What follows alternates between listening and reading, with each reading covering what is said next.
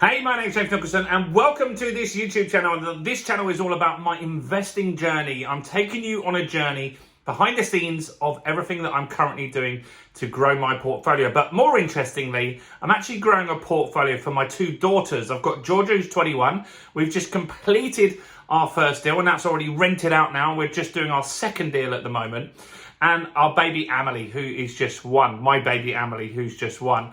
And so, yeah, we're building a portfolio for both of my girls. And you can see how that works and you can join us on a journey. How do you do that? You take that finger of power, you turn it around like this, you smash that subscribe button over there. Take you 2 seconds. Do it right now. Smash that subscribe button, hit the bell notification, because then you're going to know about all of the good content as it comes out. We've already got tons of content. Check it out after this.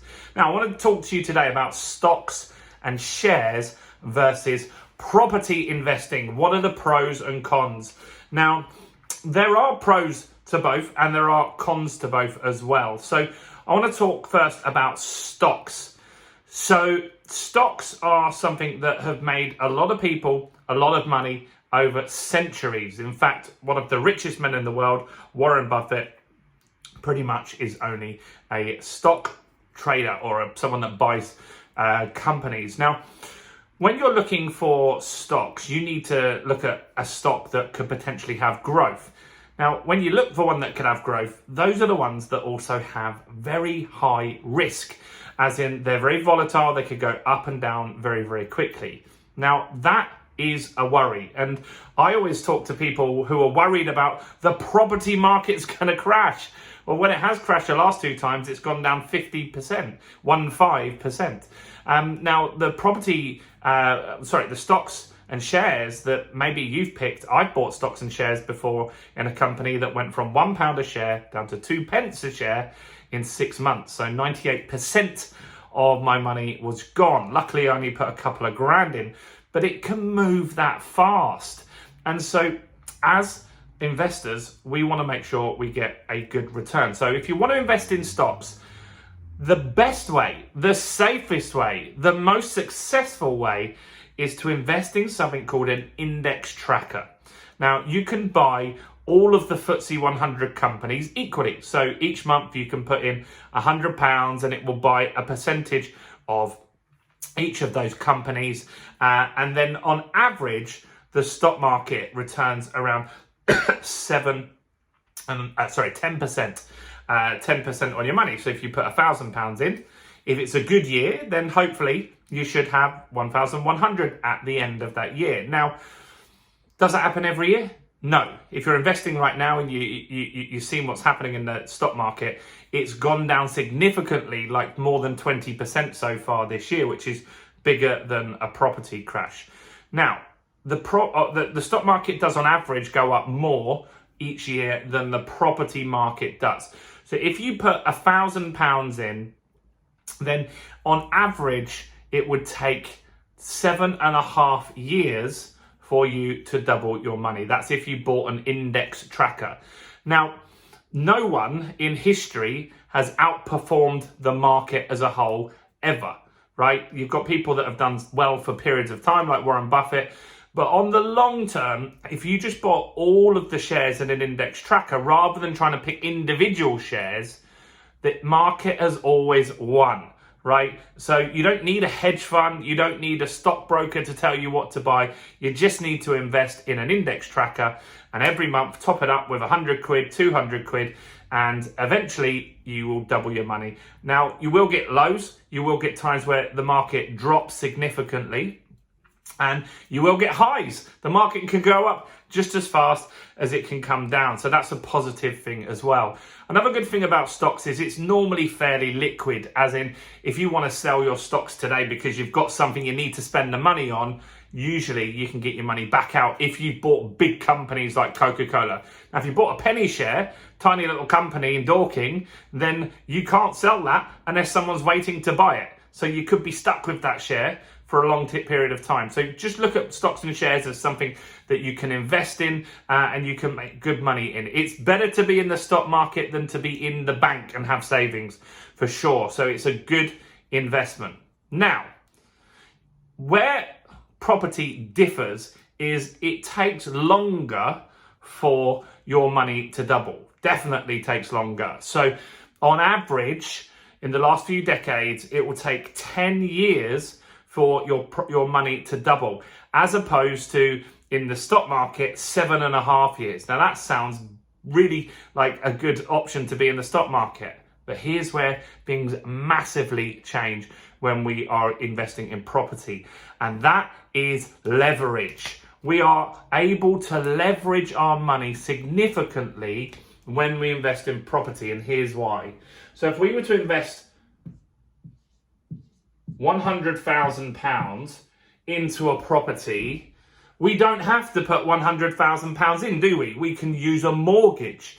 And if this was an investment, we would be investing 25% of that, because a buy-to-let mortgage, they give you 75%. So they will loan you £75,000 and you've got to invest £25,000 here, right? So that is the money that you're in for, is £25,000. Now, are you ready for the magic? And just to really understand this, if you are, give me a quick like on the video. This will help me with YouTube. Please give me some more views on these videos, guys. Give me a quick like. Any questions, comment below as well. Now, here's the magic. It takes 10 years to double the property value. So in 10 years, how much is this house going to be worth? 200,000. Correct, if that's what you were thinking, right? £200,000 that property is now worth. Now, we have a mortgage on that property of £75,000, don't we? Right? We bought it for 100, but we had 25 grand that we put on there. So we've still got that. We would have got an interest-only mortgage because we're investors. We're buy-to-let investors, so we don't pay down the capital. We just keep paying the interest payments, so we still owe the 75 grand. So this is what we owe to the bank here. But now our net worth from this deal alone is £125,000. Right, so what's happened here is we've got a property worth 200,000. If we paid back to the bank, if we sold this asset, right? Now there's going to be a few costs in selling a house, but it's not loads. So if we sold this asset because we needed the money, right? We now have an asset that is worth £200,000. We pay the bank back. We now get £125,000 into our pocket. Quids in, everyone's happy with that. Now what we've actually done here in 10 years is not double our money in 7.5 like we would in the stock market, but we've 5x'd our money, haven't we? Because our 25 grand is now worth £125,000, which is insane when you think about it like that, right? We have 5 times our money in that period of time. Now what we can do is we can refinance this property, right? So we owe, this is worth £200,000. The bank will loan us 75% of that, which means they will lend us £150,000, right? They will lend us £150,000. Now we've got to pay the 75 grand mortgage back. So we pay that back. That leaves us with 75 grand.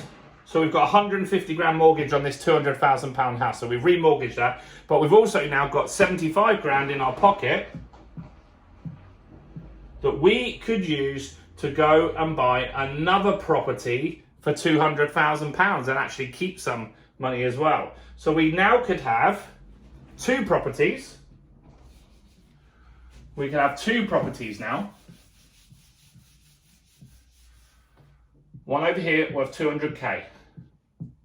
One over here worth 200k. Now this one's got £150,000 mortgage on it, right? Because we refinanced to do this. This one, we had 75 grand that we could put into this. So we only need 125 grand mortgage on this, right? Does this make sense, guys? So we started with 25 grand. And in these 2 properties here, year 10, because nothing's gone up in value yet, our equity is 50,000 in this one and 75,000 in this one. That's our equity. Now, let's wait another 10 years. What's going to happen then? Right, so in 10 years, the property is going to be worth £400,000. Now, we owe the bank 150 and we owe the bank 125. So that is 275. We've got £800,000 in value in our two properties here. £800,000 in value, right? And we owe 275.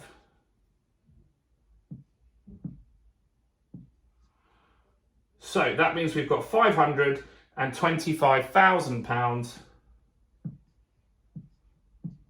in equity in our property. So what we're saying here is with £25,000, when we invest in property, then we can then get £525,000 in 20 years, which is crazy, and that's leveraging money. Now, we could go even more crazy on this because we could have refinanced multiple times, pulled out more money, did more deals with this.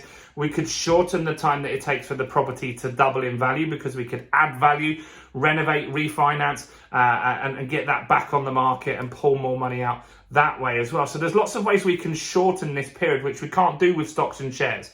So with stocks and shares, we put our money in and then we wait. We cannot control the market in stocks and shares.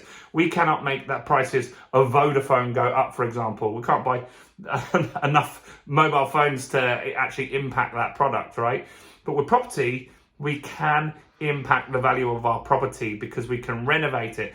We can add additional bedrooms. I've got a 1-bedroom flat in Dorking in Surrey. I've renovated that. I've added a second bedroom into that, which has added £50,000 in value to that property, and it cost me £6,000 to do it, right? Peanuts. And so we have that ability to add value, massive value to assets that we own.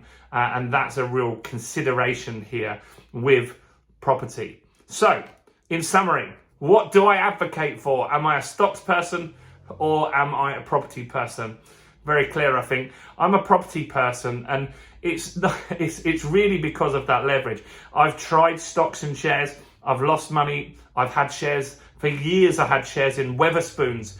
Didn't go up. They used to send me a dividend check. I remember sometimes getting these dividend checks for 30 pence, 20 pence, 15 pence.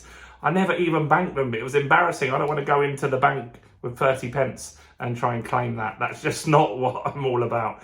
And that's where I think property is probably the best asset class out there. Obviously, I know people have made a lot of money in cryptocurrencies, but as you've seen as well in the last few days, they have lost a fortune as well. It's so volatile, that industry.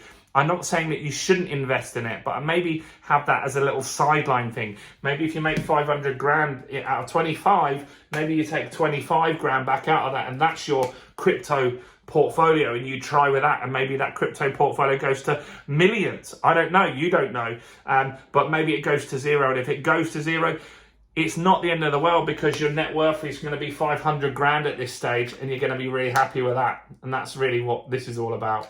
So that's what I want you to think about here. Are you a stocks person? Are you a property person? Do comment below. I'd love to know what you think about this. Are you thinking that I'm talking gobbledygook and we should all be buying Vodafone or Facebook shares right now? Or do you see what it means to leverage your money considerably and be able to get tons of leverage and just really invest in something that, as they say, is safe as houses? Now, please do, as I said earlier, give me a quick like on this video. That helps me greatly with the YouTube gods and will get me more views. Comment on any questions you've got. I've been making videos recently with questions that you've got on this channel, so do comment below. Subscribe and join us on this journey, and go and check out in the description. There's a link to the Property Accelerator Facebook group. I'd love to have you join us in there. I'm James Nicholson. Stay blessed. The next few videos are more than likely going to be on my journey to France. I'm going to the south of France. I'm driving my Tesla down there, and so I'll have quite a bit of time where I'm going to be at the superchargers. So I'll make some videos for you as I go, and maybe you'll see some wonderful stuff in France, or maybe you'll see some ghastly industrial estate. I don't know yet because I've not done it. So let's see what happens, but I hope you can join us on that journey too. Thanks for watching. Go and check out this video right here. Bye for now.